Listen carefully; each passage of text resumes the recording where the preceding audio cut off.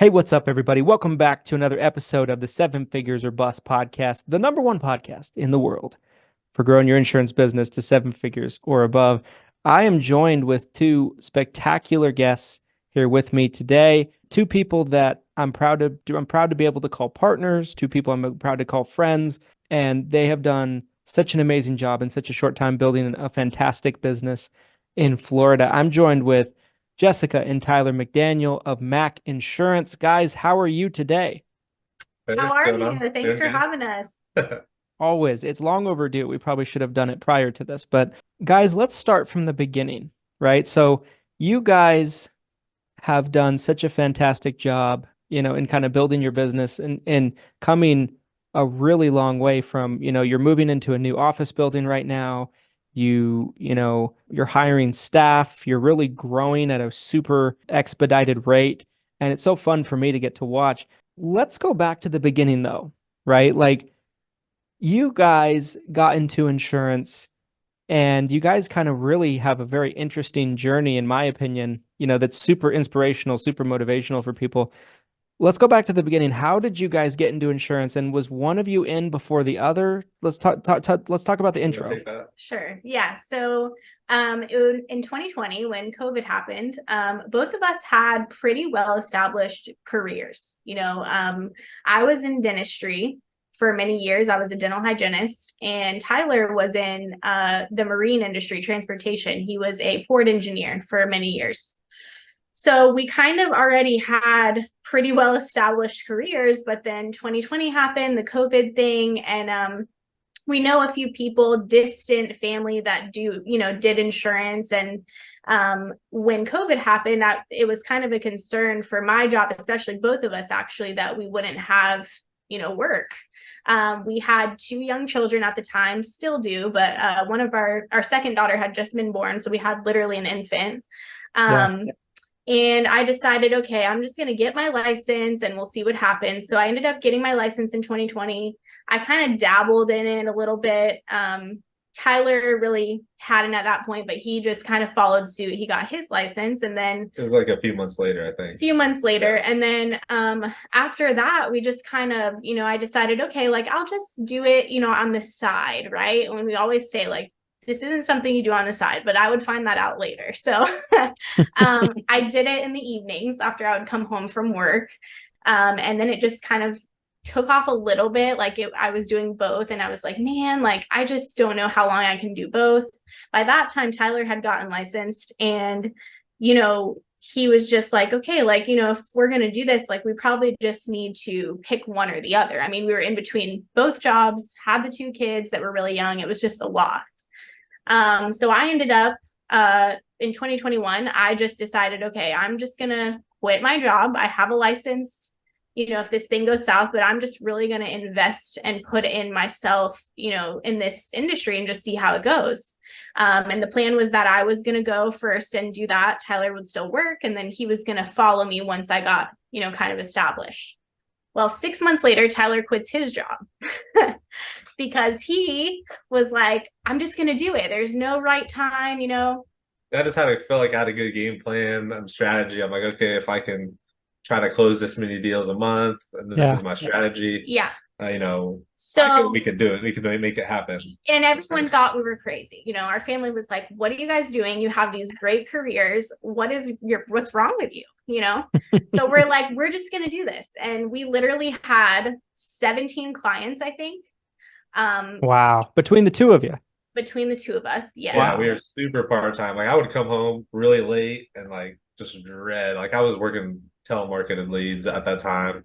I think switching med subs is what I was trying to do in the beginning. And we did, man. I mean, we would work into the night hours. Like we would call in other states that were on a different time zone, of course. We're here in Florida. So we just really grinded it out for a while. And we were just like, we have no option. We've got these two young kids. We just quit these careers that we had. What the heck were we thinking? And there were moments when we were like, oh my gosh, like, are we dumb? Like, what are we doing? We were pretty crazy. We believed in ourselves. Right. We knew that it was either, fish or cut bait. And that was what we did. Yeah. And then slowly we just kind of gained traction. Around that same time, we also we went all in. There was an office space in our small town that was for lease. And we were like, well, if we're going to do it, let's just jump. So we did. We jumped. We rented the office space. I opened the storefront, and that helped us get some more local business a little bit. We slowly started building that local, referral business and stuff, which took a while, but we just basically, did everything. We had savings, of course, and we invested everything we had into this business to make it work. I also at that time started doing seminars pretty heavily. Yeah. Had no clue what I was doing. I watched Ron Ray's seminar videos 50 times. So shout out to Ron Ray. But I just really took it and ran. And I, ever since then, have been doing seminars monthly, sometimes twice a month. And that's pretty much my thing now, my bread and butter. Tyler does a little different side of the business. He still works, leads in other states, that kind of thing. So we've really created this dynamic where we kind of work different parts of the business. I take a lot of the in-persons. He takes a lot of the phones. And yeah, we just eventually just never looked back, and here we are.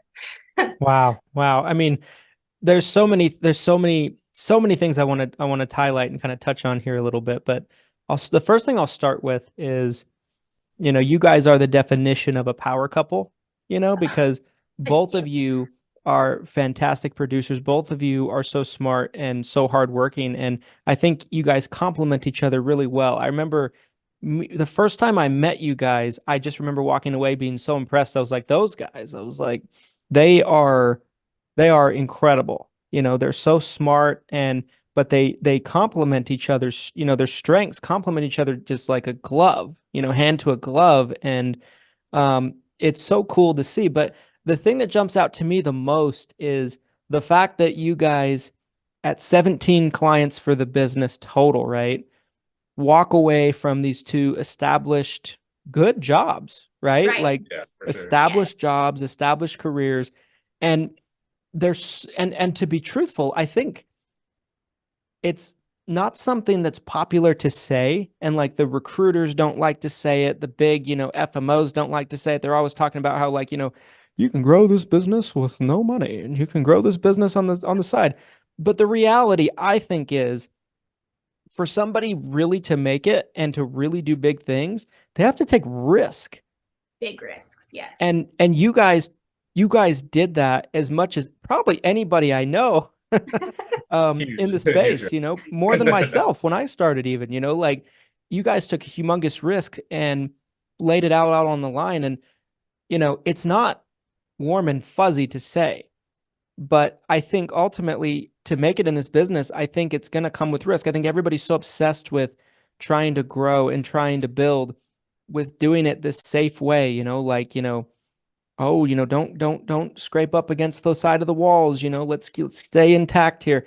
But I think to really win and win big, you have to lay it out on the line and take some risks and jump out of that helicopter and not knowing if the parachute's going to open at times. And so two-part question.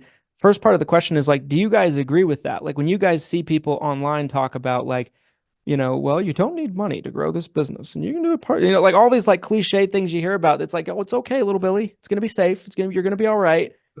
I see that and I'm that's just terrible advice. What do you guys, with your experiences, do you see those kind of things? And do you think that? And the second part of the question, I guess, would be, do you feel like it's really possible to grow this business big time without putting that risk out there, putting yourself on the line a little bit? I personally think, do you want to go or you want me to talk? Yeah. So I definitely agree with you, Christian. I think that I see a lot of agents that are just, they want to be comfortable. They want to be comfortable. They want to have that secure job. Maybe they're still working a full-time or even a part-time job, and then they want to do this on the side. And I personally thought that I was that person in the beginning.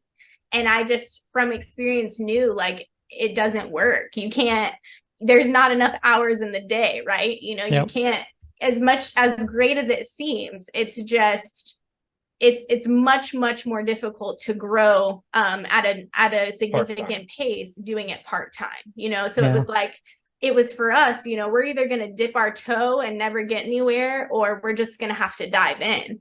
And we truly did in every literal form. So I mean, I think it's, a lot of agents, or a lot of people in general, like, you have to be willing to bet on yourself. You really do. You have to really be willing to invest and bet on yourself. And I think that we did do that, and it really thankfully worked out for us. But we definitely did take huge risks. Like, I will not deny that. I mean, no one will love that answer probably, because it was very scary. And trust me, there were many times where we were like, oh my gosh, we are insane. What is wrong with us? Like, we could have seriously put ourselves in a terrible financial position. But I think that was also part of what fueled us forward, is we knew, like, there is no option. Like, I don't have time to worry about, this guy that's going to hang up on me if I keep calling him. Like, I have a family to support. I have to pay my bills. I have to make this work.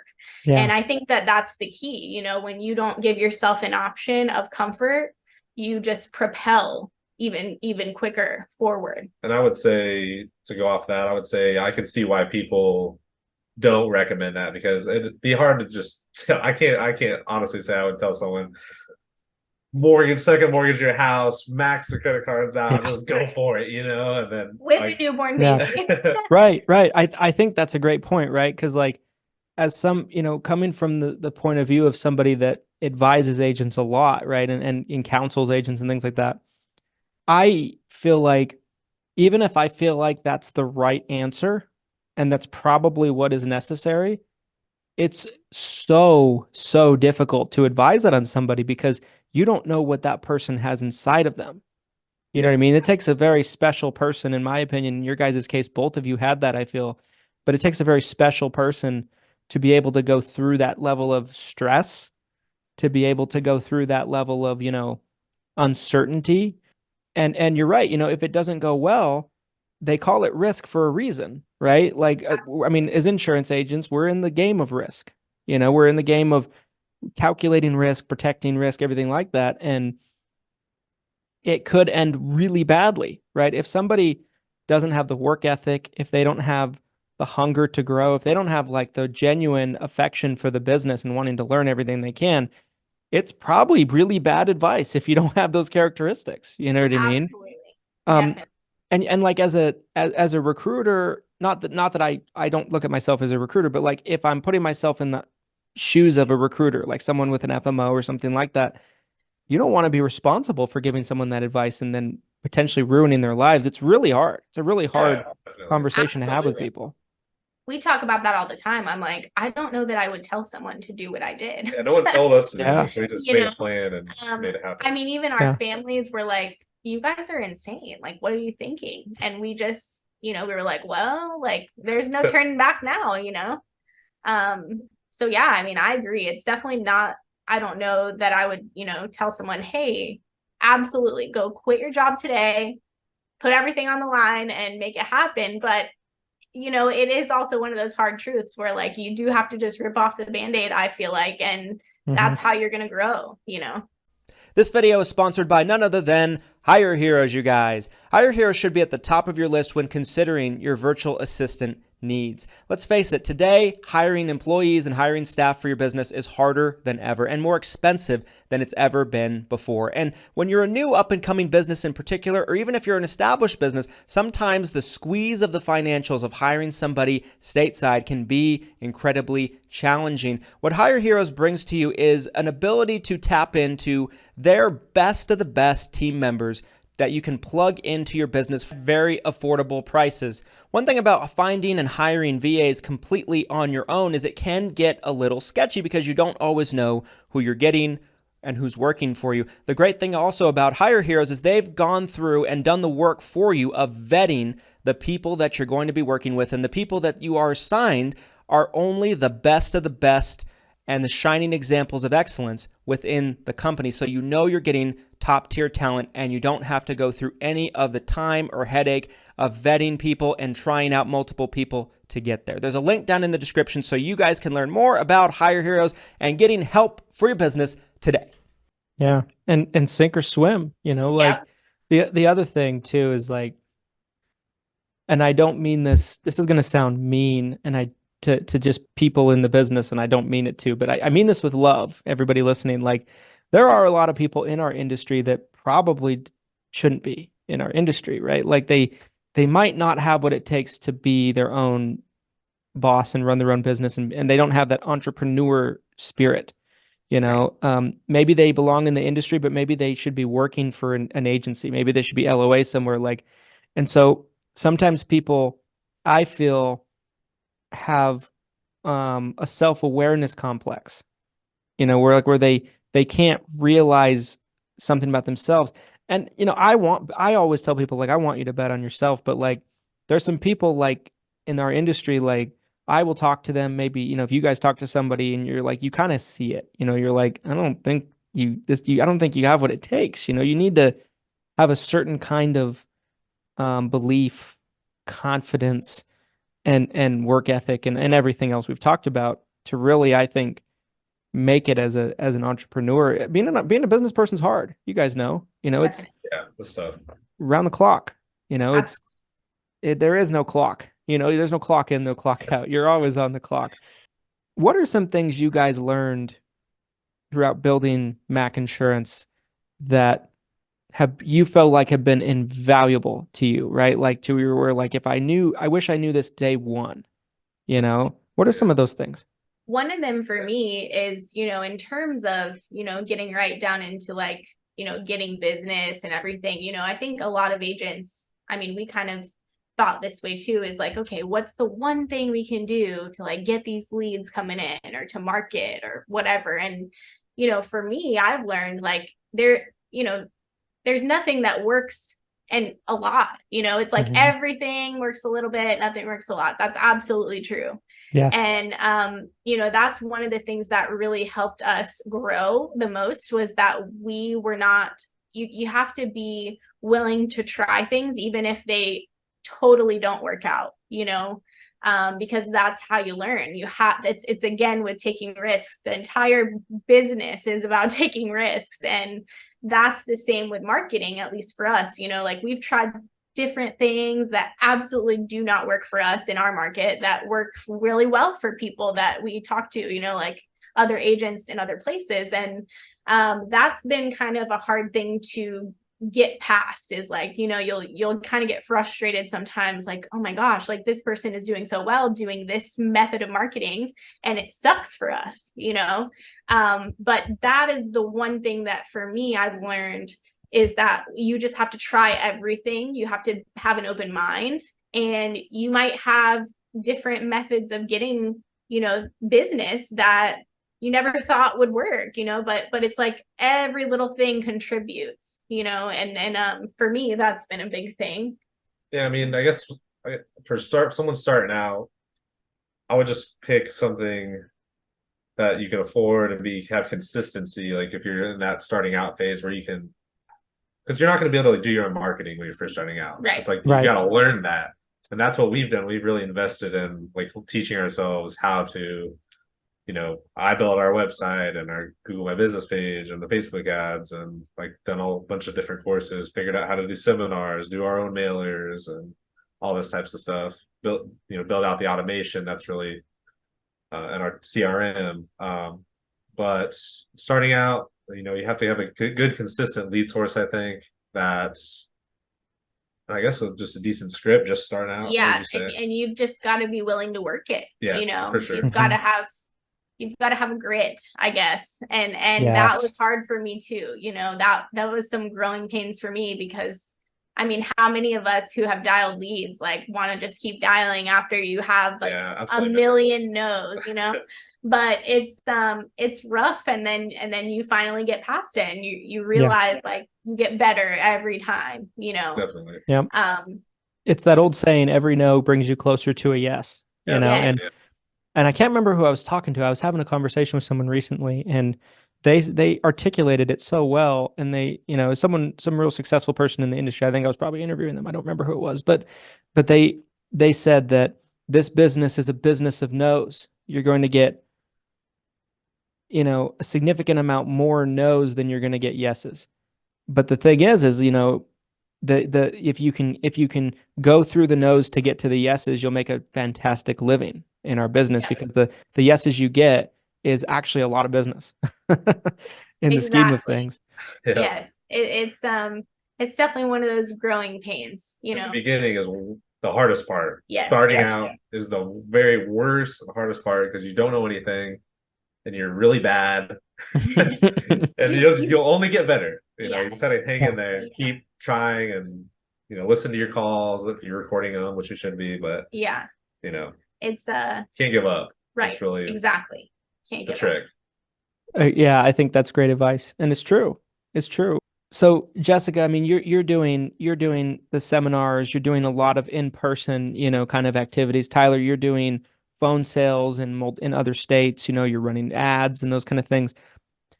How did you guys figure out, like, okay, we're doing this business together, but this is what I enjoy doing. This is the way I like to do business. And this, I like to do business a little bit of a different way.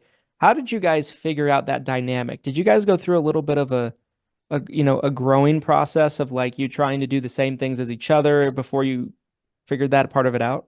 I guess I started out doing telemarketed leads. Mm-hmm. And then Jessica tried them and hated them. And I don't enjoy them either, because it's kind of rough. That is one thing I want to say. Like, I don't think I've ever talked to one single person that's like, I love these telemarketed leads. These are my favorite thing. But I especially hated them. And I decided that's actually the turning point for me, when I decided, like, you know what, there's got to be another way for me. Like, there's more than one way to do something. And so I really was like, I'm going to do seminars. And Tyler, he hates public speaking, like many people, I would not do seminars. And he's like, absolutely not. Like, I will never do a seminar. And so I'm like, okay, well, I'm just going to try it out. And it ended up really, public speaking happens to be like one of my strengths. And it's not because I love it, but it's because I had to do it so much throughout college and just my life. My previous career, I did a lot of public speaking, so I'm very used to it. It's one of those things, like, the more you do it, the better you get. And so I just really took off with that. And then when I have the in-person appointments, it's just one of my passions. I love to be in front of people. I like to have that face-to-face relationship with people. I think that it really builds trust. I think it really builds, a lasting rapport with those types of people. So Tyler, it's not that he doesn't like the in-person, but he's just like, where can we make this where, we're the most effective? He personally, again, he did the phone so much in the beginning that he got really good at the phone. Mm-hmm. So he's like, I'll just keep doing this, in the states I've been working this whole time. And then, we can kind of see how it goes. And that's how it happened. And it's really been a blessing, because it's like, everybody is always like, how do you work with your spouse? Like, are you crazy? People always think that. That was going to be my next question. Literally with each other, like 24/7. But I think that's why it works out, like why we're not like killing each other at work, because we're literally just doing totally separate sides of the business. So most days we kind of joke about it with our assistant, like, we don't even talk to each other at work most days. Like, he's totally on the phone and I'm talking and doing appointments up front with other people, so we just kind of had to see what worked for us and our dynamic, and obviously our marriage. And so it's definitely been a journey, but it's been a blessing. We've really made that work, and it's going well. So we don't want to fix what's not broken. 100%. I mean, I use the term, when we started this, power couple. And I think in every sense of the word, getting to be around with you guys, you got your chemistry is terrific with each other, but you guys just, again, I think the word I keep coming back to is you complement each other so well. Your personalities, your strengths, everything in between.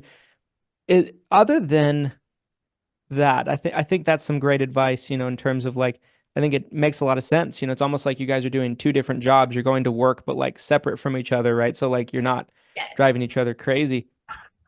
is there any other tips about working with your spouse? Because some spouses just really, really don't work well together at all. You know, like me and my wife, like I'm not saying we don't work together well at all, but like it's a struggle sometimes, you know, like it's one of the like, especially because I run the business Yeah. and she came in way, way, way, way, way later, and she's, you know, she just, you know, it just wasn't the same dynamic, you know. So we work well together. I think we've kind of, you know, made it work, but you know, there's been challenges, you know, there's been times where like, you know, she probably wants to like pull my head off, you know, and you know, Oh yeah, because definitely. I'm just like, you should know this. You're asking me this, you should, and, like, I'm just being a total How asshole. dare I'm not you? trying to be, but like, what are some tips to Oh keeping the man, relationship healthy, do you guys think? tips, man. Well, I would say one thing for us is we really try very hard. It's not easy, and we fail at it miserably sometimes, but we try really hard that when we go home or like on the weekends, we try to make some time where we do not talk about work, which is very difficult because obviously we are partners in a business that we own. So So work's always on. Pretty yeah, much. you know this, Christian, as a business owner, you're never not working, right? Like you're Hmm. never not thinking about what you're doing. That's your livelihood. That's what you do. And so we really try our best to at least, you know, make it a point once a week at minimum, to just carve out some time where we put our phones away. We like try to just have family time where we're trying to think about other things rather than Medicare or insurance. And that has helped tremendously. You know, in the beginning it was really tough because you are clawing at any business you get. You know, you're trying to make this work. So in the beginning, all you're doing is, you know, eating, sleeping, breathing insurance. And now that we have grown a little bit more, we're able to kind of take a step back. Every once in a while, we'll like go on like a day trip or something, like just to kind of get away from insurance and the business part of it and fuel our family side, you know, our marriage. So that has helped us a lot. I don't know if Yeah, you could I would say for the business side of it, like if you guys are like trying to come up with a strategy and things like that, like if one of you is more like one way or the the other. leader, more headstrong, I guess, like Headstrong. try Hmm. to compromise and say like, you know, this is like let's come up with a strategy together and like Right. both agree on a plan rather than just one person like this is doing what they want and the other one just getting upset. Yeah, yeah. So Yeah. that's one thing I would say. That we're business partners too, and not Yeah. just husband and wife. Right. So Yeah. that kind of, we kind of have to take that hat off when we're talking about business, and you know, we'll be trying to make a decision. And like he's saying, you know, we have to kind of remember, like, okay, like my opinion matters, but it's not the end all be all, you Yeah, know? for sure. So that's something to really We're getting better at it think of. though. We're trying. You guys are doing awesome. You guys are doing awesome with it. So Tyler, I had a question for you. Was what was some things that you learned? Because you've spent a bunch of time learning about marketing, advertising, Facebook ads, you know, doing a lot of the digital marketing. Were there some things in particular that you picked up along the way that helped you significantly in really thriving in running ads? You know, because I know we've had a lot of conversations about running ads, you know, and trying different things. And running ads, you know, is such a trial and error thing. You know, it's test, test, test, test. It's For sure. testing this part of it, adjusting, making a change, running another ad with a little bit of a change. Were there some things that you learned along the way when it came to advertising that really helped you perfect your process with that? I would say in the beginning, you know, we had no idea what we were doing, or you know, I didn't, and so it took a couple courses. And once I kind of like learned how the platforms work, actually, before Facebook ads, we actually first tried YouTube ads. That was when we first started. That worked out miserably. That was horrible. Our videos hit terrible, sounded like a robot, you know, like we were reading the script. Um, but when we came around, we learned the Facebook platform. I would say trying, I would say what works the best is videos. Like we really have a lot of success with videos. Like people like to do business with other humans, not just a Yeah. picture. Pictures do work, but I find that the videos really work well. And, you know, and even the short videos, like we don't put a huge long video on there, maybe 30 seconds, just talking about our pitch, who we are, we're local, if it's a local ad or whatever. So just refining those and trying new things with the videos. Now AI is a big thing, like Chat GPT. You can use that to, come up with a lot of ideas for ads or different headlines and ad copy. Those are some tips if you're trying to start out. But I would say if you're trying to learn, maybe find someone who's doing a course, like you talk about it in your Six Figure Medicare Agent University. If you just get a grasp on the platform, you can kind of like test things out on your own. So that's kind of what we did, was we just really tested a lot of different things. And you can even use the Facebook ad library and kind of see what other people are doing to give you inspiration for some ideas on how you can use what they're doing to help you. Like maybe look at someone's landing page and maybe you can build that on your end. And but I feel there's like, just a lot of different things. Not to interrupt you, Yeah. I feel like what we've learned with ads too, the biggest thing Tyler has learned is that it's a lot of trial and error, just like everything else. I feel like it's like we're on repeat with this theme, but it's true, like any kind of ads or marketing, like we have learned that the hard way. Like some ads that you think are just going to be so great, they're trash, Yes. And you can get a little upset when it's don't perform. It's frustrating.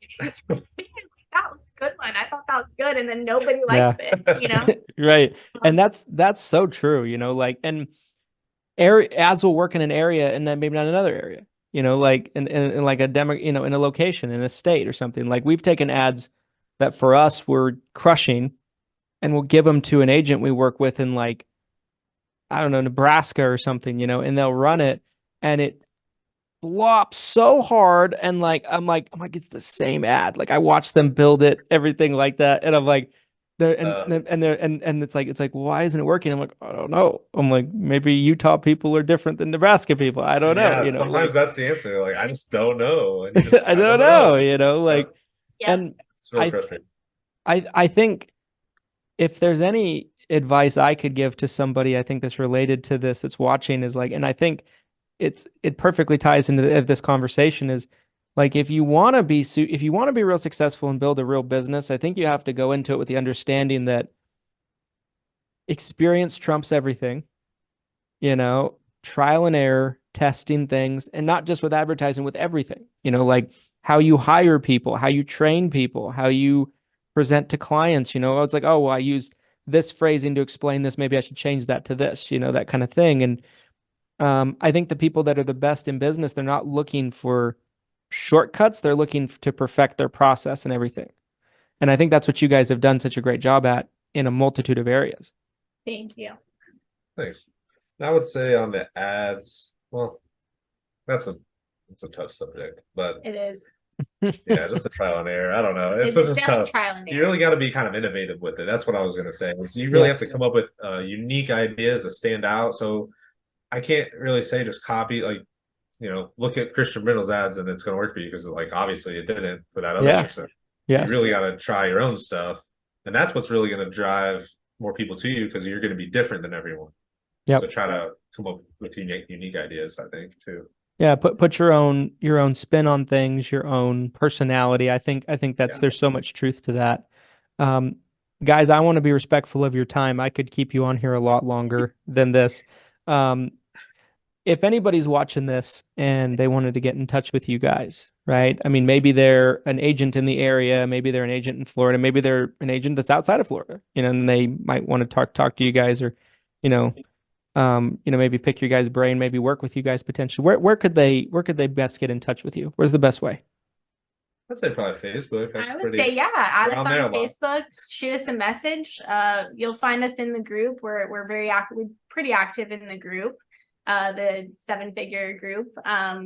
So yeah, we're open to that. We know what it's like to be brand new, and we're living proof that it does work if you don't give up. And we're happy to be, a resource to people like many were to us. So yeah, for sure. Awesome. Well, guys, thank you for coming on, and thanks for all the awesome value that you brought to the audience here today. I appreciate you guys taking the time, and we'll have to do it again soon. It was fun. Awesome. Thank you, good. Christian. Thanks for having us. Absolutely. Anytime. Guys, if you watch this all the way to the end, you like this type of video, you know what to do. Like, comment, subscribe. It's the only way I'm going to know if you like this video. I'll never know. I'll have no idea if you don't do what I'm asking. And we'll be back with you with a future 7 Figures or Bust podcast down the line. Thanks, everybody.